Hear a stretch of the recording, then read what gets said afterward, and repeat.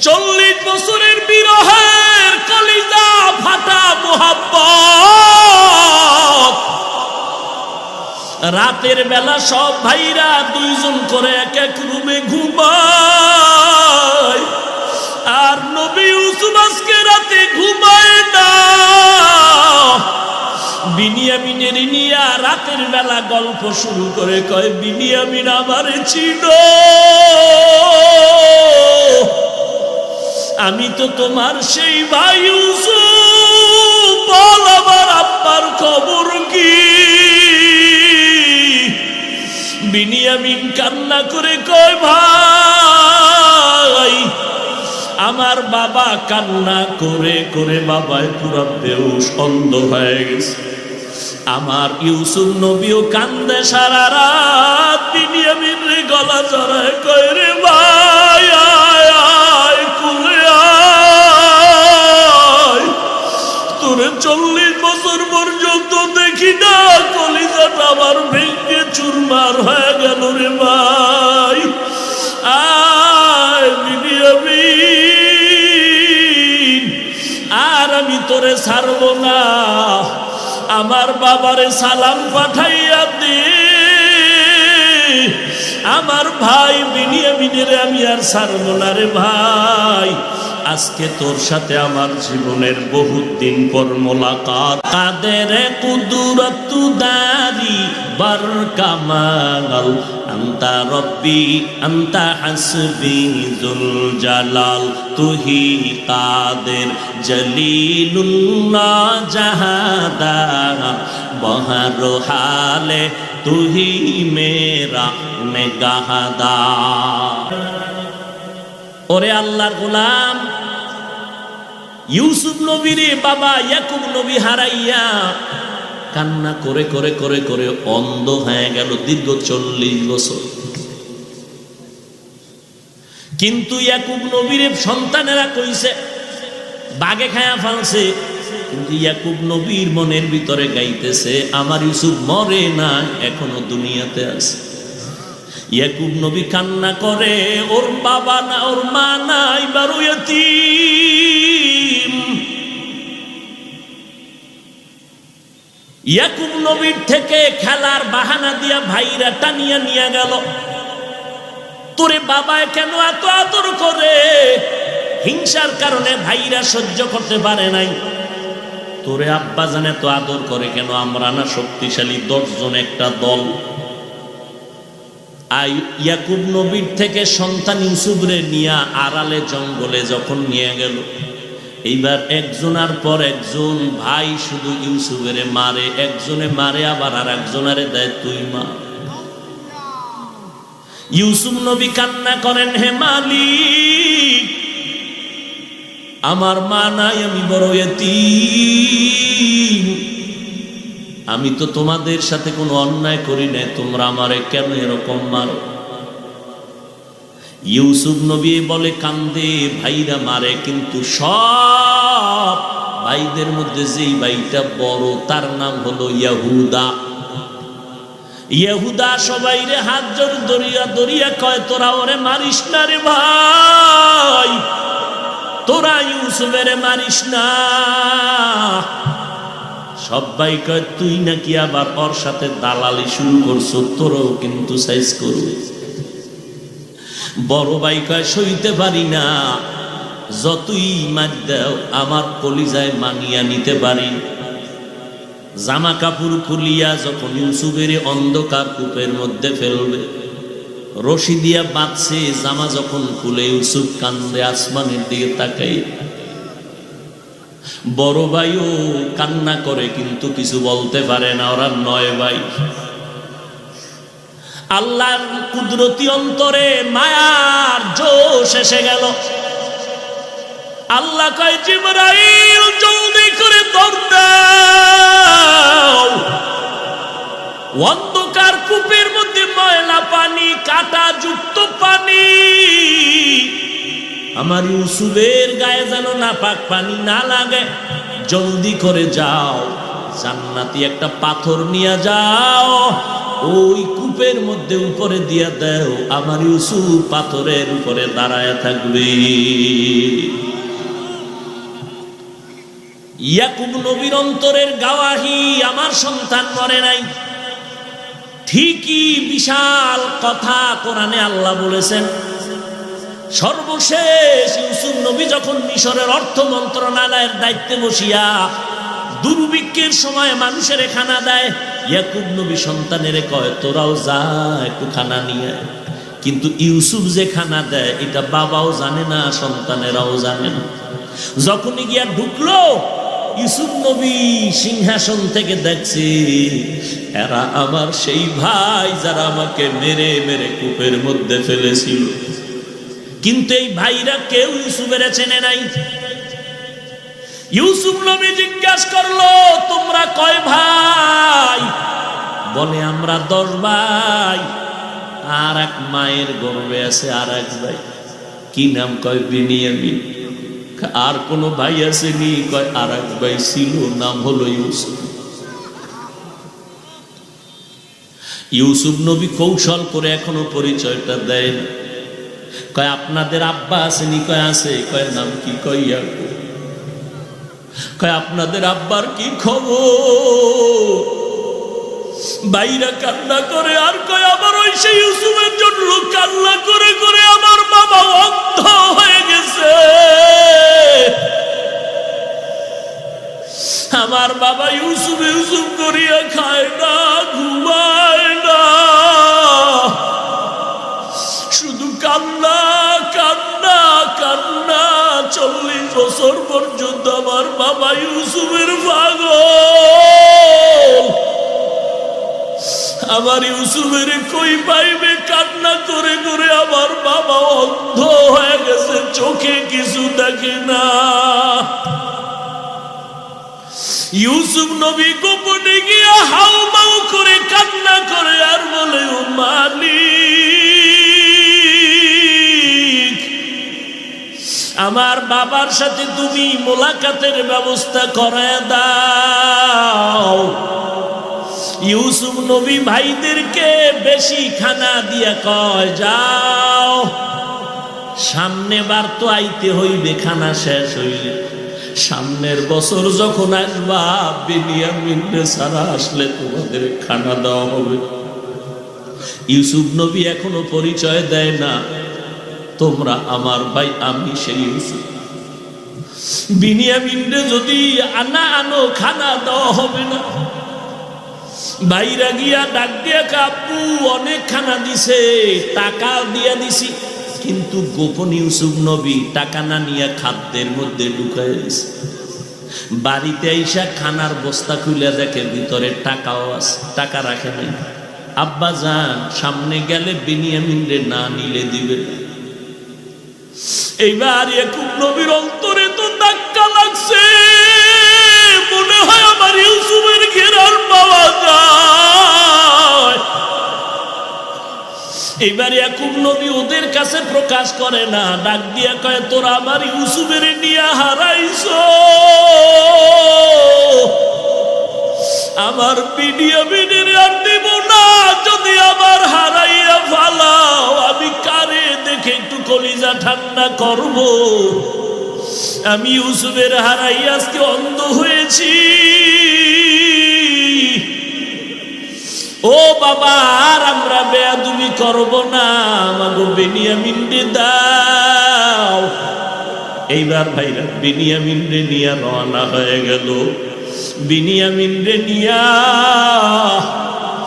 যখন ইউসুফের দরবারে হাজির, এইবার আমার মায়ার ইউসুফ নবী ডাক দিয়ে কয় আপনারা আমার রাজ সিংহাসনে আজকে আপনারা রাজ দরবারের মেহমান হবে। রাত্রে বেলা থাকার জন্য 2 জন করে একটা রুম দিয়ে দিল। 10 ভাই 5 রুমে 2 ভাই করে ঢুকলো। ইউসুফ নবীর কৌশল, এক ভাই বিনিয়ামিন এখন একা, 10 ভাইরে এক রুমে 2 জন ঢুকায় দিছে। এবার বিনিয়ামিন একা। এবার শোনেন আপনারা, 10 ভাই আপনাদের তো রুম হইল, এখন এই আপনাদের এই ছোট ভাইদার এক রুমে কেমনে থাকবে? আপনারা যদি অনুমতি দেন আমার সাথে রাখি। ভাইরা কয় খুশি। যদি অর্থমন্ত্রী আমগো ভাই একটা কাছে নেয় তা আমরা খানা বেশি পাবো, মোহাব্বত হবে। ঠিক আছে নেন। 40 বছরের বিরহের কলিজা ফাটা মোহাব্বত, রাতের বেলা সব ভাইরা 2 জন করে এক এক রুমে ঘুমায়, আর নবী ইউসুফ আজকে রাতে ঘুমায় না। বিনিয়ামিনের নিয়া রাতের বেলা গল্প শুরু করে, কয় বিনিয়ামিন আমারে চিনো, আমি তো তোমার সেই ভাই ইউসুফ, বল আমার আব্বার খবর কি? বিনিয়ামিন কান্না করে কয় ভাই আমার বাবা কান্না করে করে বাবায় পুরা বেহুশ অন্ধ হয়ে গেছে, আমার ইউসুফ নবীও কান্দে সারা রাত। বিনিয়ামিন রে গলা জড়ায় কয় রে ভাই আয় আয় কুলে আয়, তোরে 40 বছর পর্যন্ত দেখি না, কলিজাটা আমার ভেঙে চুরমার হয়ে গেল রে ভাই, আয় বিনিয়ামিন, আর আমি তোরে ছাড়বো না, আমার বাবারে সালাম পাঠাইয়া দে, আমার ভাই বিনিয়ামিনের আমি আর ছাড়বো না রে ভাই, আজকে তোর সাথে আমার জীবনের বহুত দিন পর মোলাকাত। এইবার ভাইদেরকে ইউসুফ নবী খানা দিয়া পরিচয় দিয়া দিলেন, আমি তোমাদের সেই 10 ভাইয়ের এক ভাই ইউসুফ, যারে তোমরা খেলার নাম নিয়ে কুয়ায় ফেলাইছো, সেই ইউসুফ কিন্তু আমি। সব ভাইরা গিয়া কান্না করে নবীর কাছে মাপ চায়, বলে তোমরা তাড়াতাড়ি বাড়ি যাও, আমার আব্বাকে তাড়াতাড়ি আমার সাথে দেখা কর, আমার বাবারে আমি দেখি না, বাবায় তো আমার বড় পাগল, আমার বাবায় অন্ধ হয়ে গেছে। ইউসুফ নবীর যে জিবরাইল জান্নাত থেকে জামা পরাইয়া দিছিল কূপের মধ্যে, ইউসুফ নবী জামাটা যত্ন করে রাখিয়াছে। ইউসুফ নবী কয় যা জামাটা নিয়ে যা, আমার বাবার হাতে দিবি, আমার বাবায় যদি এই জামাটা চোখে লাগায়, আমার বাবার সাথে সাথে অন্ধ চক্ষু ভালো হয়ে যাবে। এই জামা 2টা জান্নাতের জামা বাবার কাছে পৌঁছাইয়া দাও। যখন 10 ভাই জামা নিয়ে যায়, ঘরের মধ্যে ঢুকা মাত্র বাবা ডাক দিয়ে কয় বল আমার ইউসুফ কই? আমি এখন নাকের মধ্যে ইউসুফের ঘেরান পাইতেছি, বল আমার ইউসুফের ঘেরান আমি নাকে পাই, আমার ইউসুফ কই বল, তাড়াতাড়ি আমাকে বল। বলে বাবা নাও তোমার সন্তানের পাওয়া গেছে, জামা দিছে জান্নাতি জামা, চোখে লাগাও। বাবা যখন ইউসুফ নবীর হাদিয়ার জামাটা চোখে লাগাইলেন, সাথে সাথে ইউসুফ নবী ইয়াকুব নবীর চোখ 2টা ভালো হয়ে গেল। এইবার বাবা মা সবাই মিশরের দিকে রওনা। আল্লাহ পাক রব্বুল আলামিন বহু বছর পরে সন্তানের সাথে মোলাকাত করায় দিলেন। এরে আল্লাহর গোলাম, যেই লোকটা বাবা পায় না, বাবার জামাটা পাইয়া খুশি, যেই বাবা সন্তান পায় না, সন্তানের ব্যবহারের জিনিস পাইয়া খুশি। যখন ইসমাইলের বাবায় জবাই করতেছিল, ইসমাইল বলে বাবা আমার রক্ত মাখা জামা আমার মাকে দিয়া দিও, আমার মা একটু দেখিয়া সান্ত্বনা পাবে। এরে নবীর উম্মতের দল, যারা এই জমিনে আমার মাওলার পাগল হয়ে যাবে, ওই আমার নবী আমার মাওলা পাকের বড় আশিক। আমার মাওলাকে তো সরাসরি দেখা যায় না, আমার নবী বাইতুল্লাহ দিয়ে তাকায় তাকায় কলিজাটারে ঠান্ডা বানাইতে। আল্লাহর নবী বাইতুল্লাহর নজর থেকে দূরে যাইতেন না। হেরা পর্বতে যাওয়ার 3 নাম্বার কারণ, ওই হেরা পাহাড়ের চূড়ায় উঠিয়া নবী ডাইরেক্ট তাকাইলেই দেখতেন মক্কার ঘর সুন্দরভাবে দেখা যায়। নবী বলেন, এটা আমার কলিজার ঘর, আমি এদিকে যত তাকাই তত আমার কলিজা ঠান্ডা হয়ে যায়। এই অবস্থাটা আর কোনো পাহাড়ের মধ্যে ছিল না, শুধু হেরা পাহাড়ের মধ্যে ছিল। যেই হেরা গুহার মধ্যে দাঁড়াইলে নবী বাইতুল্লাহ দেখতে পাইতেন। এই জন্য নবীকে হেরা পাহাড়ের মধ্যে নেওয়া হলো তিনটা কারণে। আমার নবীকে নিলেন, এরপরে আমার নবীকে আল্লাহ কোরআনের আয়াত নিয়ে জিবরাইল আমিন পাঠাইলেন। জিবরাইল আমিন আসিয়া আমার নবীর সাথে দাঁড় করায়া চাপ দিলেন। প্রথম চাপে নবী বললেন, জিবরাইল বললেন ইকরা, নবী বললেন পড়তে জানি না। এইভাবে তিন চাপ দেওয়া হলো। নবীরে আল্লাহ কোরআন দিবেন এমনিই তো দিতে পারতেন, চাপ দেওয়ার কারণটা কি? কারণ হলো, আমি আগেও বলেছি, আমার নবী সারা দুনিয়ার উম্মতের জন্য আদর্শ মডেল। আমার নবীরে দিয়া আল্লাহ পাক শিক্ষা দিতেছে, নবী আপনার এই আদর্শ দিয়া উম্মতেরা সবক নিবে, উপদেশ নিবে।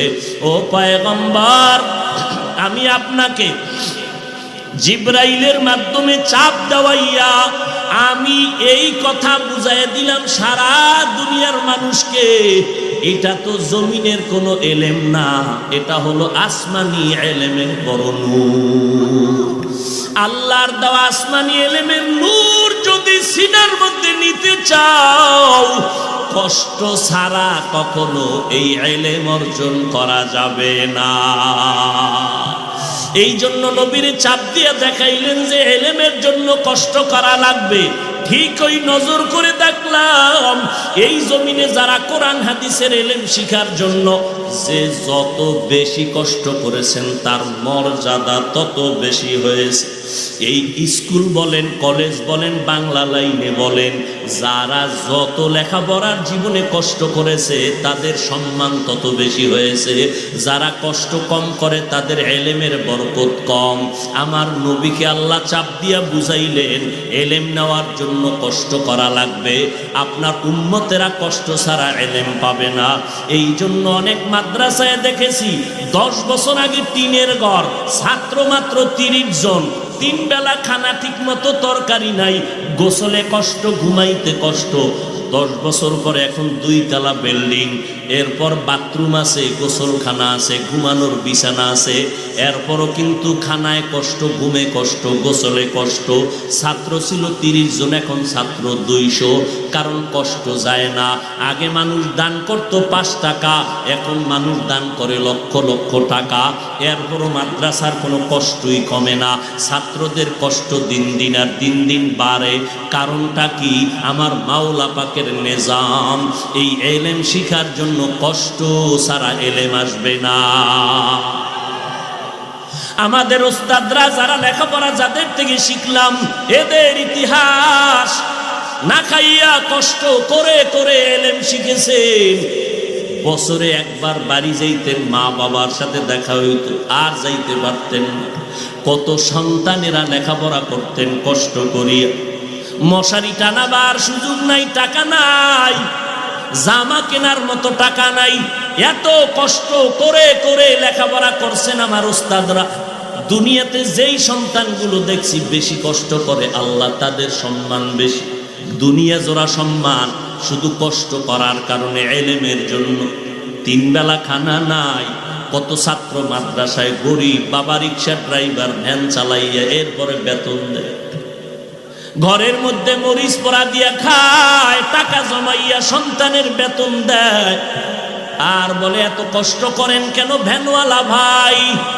বলে একমাত্র কারণ সন্তানের উসিলায় না জানি আল্লাহ আমারে কিয়ামতের দিন পাকড়াও না করে মাফ করে দেয়। এরে নবীর উম্মতের দল, এই ইলমের জন্য কষ্ট, বড় কষ্ট। আমার এক ওস্তাদ বলছেন, টাকা পয়সা থাকলেও ছাত্রদের ভালো খানা দিবেন না, কারণ খানা যত ভালো খাইবে এলেমের বরকত তত কমে যাবে, আর যত কষ্ট করবে ততই এলেমের বরকত বেড়ে যাবে। আমি এই জন্য বলি ভাইজানেরা, আপনাদের দোয়ার ফসল আর কিছুই নাই। আমার বাবারেও আপনারা চিনেন, আমার চাচা, আমাদের আত্মীয় স্বজন সব চিনেন। এই কেওড়া বুনিয়া লেখাপড়া করছি সেই ছোটবেলার থেকে, কষ্ট করে করে করে করে এই পর্যন্ত আল্লাহ নিয়ে আসছেন। কষ্ট করলে মিষ্টি পাওয়া যায়, এই প্রবাদ আদর্শলিপি বইয়ের মধ্যে ছোটবেলা পড়েছিলাম। এরে নবীর উম্মতের দল, আল্লাহর মোহাব্বতের দরিয়ায় যদি সাঁতার দাও, কষ্ট ছাড়া কোনোদিন আল্লাহর মোহাব্বত পাওয়া যাবে না। এই জন্য এই লাইনে যারা দৌড়ায়, দেখেন এই তরিকাতের লাইনেও যারা দৌড়ায়, আমার মাওলার মোহাব্বত নিয়া, দেখবেন স্ত্রী বেজার, সন্তান বেজার, একের পর এক বিপদ, চাকরি নাই, কাজবাজ নাই, ব্যবসা বাণিজ্য নাই, কত ঘরের খবর নিয়ে দেখবেন 3 বেলা ঘরের চুলায় আগুন জ্বলে না। কষ্ট করে করে আল্লাহ পরীক্ষা করে, ও বান্দা তোরে আমি একটু কষ্ট দেই, তুই আমারে ভুলিয়া যাও নাকি আমার মোহাব্বতের রশিটা আরো ভালো করিয়া মজবুত করিয়া ধরো। এইটা বুঝানোর জন্য আল্লাহ আমার নবীরে চাপ দিয়া কষ্ট বুঝাইলেন।